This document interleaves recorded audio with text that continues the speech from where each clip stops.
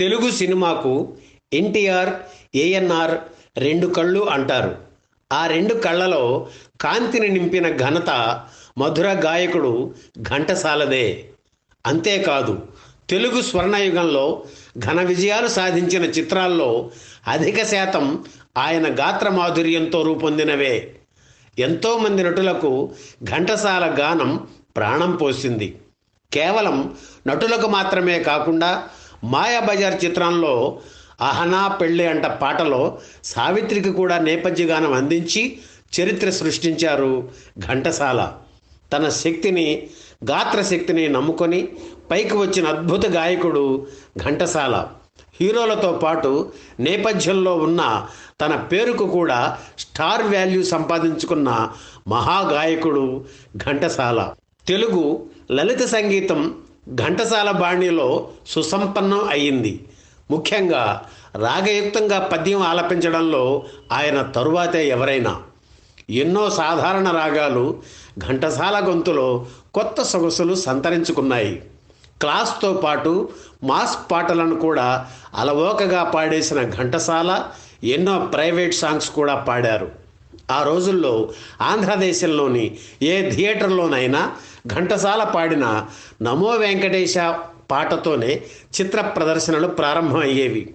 అలాగే ఘంటసాల ఏనాడో పాడిన పుష్ప విలాపం, కుంతి కుమారి పద్యాలు, అత్తలేని కోడలు ఉత్తమురాలు ఓయమ్మ, పోలీస్ వెంకటస్వామి వంటి ప్రైవేట్ సాంగ్స్ ఇప్పటికీ మనల్ని అలరిస్తూనే ఉన్నాయి.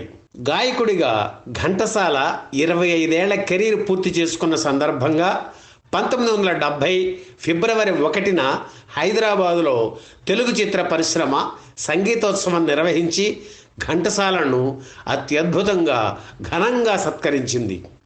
ఆనాటి ముఖ్యమంత్రి కాసు బ్రహ్మానందరెడ్డి అధ్యక్షతన జరిగిన ఈ కార్యక్రమంలో ఎన్టీఆర్, ఏఎన్ఆర్ సహా నటీనటులందరూ పాల్గొన్నారు. బాలీవుడ్ నుంచి దేవానంద్, వహీదా రెహమాన్ విచ్చేశారు.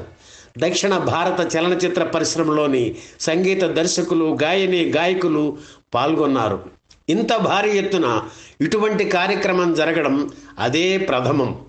గూగుల్లో కూడా ఎంత వెదిగినా లభ్యం కాని సమాచారాన్ని, ఆనాటి వేడుక విశేషాలను సేకరించి మీకు ఈ వీడియో ద్వారా అందిస్తున్నాం. హైదరాబాద్ ఫతే మైదాన్లో జరిగిన ఈ కార్యక్రమంలో ఘంటసాల రజతోత్సవ సంఘ కార్యదర్శి ఆర్వి రమణమూర్తి మొదటగా సభికులకు స్వాగతం పలికారు. అనంతరం సంగీత దర్శకుడు ఎస్ రాజేశ్వరరావు ప్రార్థన గీతం ఆలపించారు.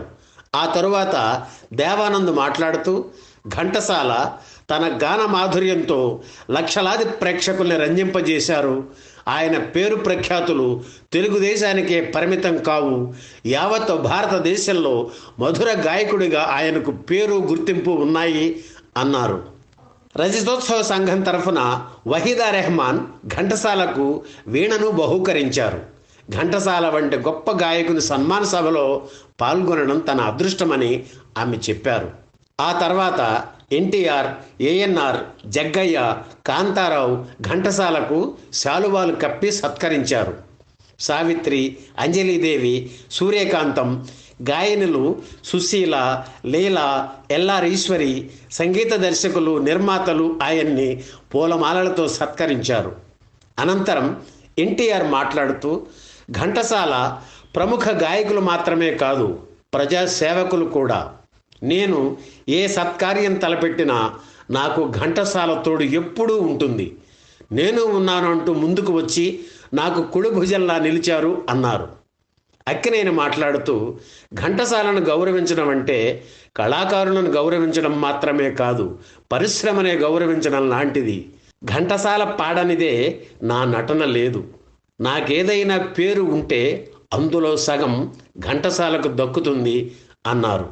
చివరిగా ఘంటసాల మాట్లాడుతూ తను ఈ స్థాయికి చేరుకోవడానికి సహకరించిన ప్రతి ఒక్కరికి కృతజ్ఞతలు తెలిపారు. నాది కొంత సున్నిత మనస్తత్వం. ప్రపంచంలో ఎక్కడ ఏ విపత్తు జరిగినా మనసులో బాధపడతాను. నాకు చేతనైన సాయం చేస్తాను అన్నారు. అనంతరం సంగీత విభావరి మొదలైంది. ఘంటసాల, పిబి శ్రీనివాస్, మాధవపెద్ది సత్యం, పిఠాపురం నాగేశ్వరరావు, ఎస్పి బాలు, పి సుశీల, లీలా, జానకి, ఎల్ఆర్ ఈశ్వరి తదితరులు దాదాపు 30 పాటలు పాడి ప్రేక్షకుల్ని రంజింపజేశారు. ఈ వీడియో మీకు నచ్చితే లైక్ చేయండి, షేర్ చేయండి, వెంటనే సబ్స్క్రైబ్ కూడా చేయండి.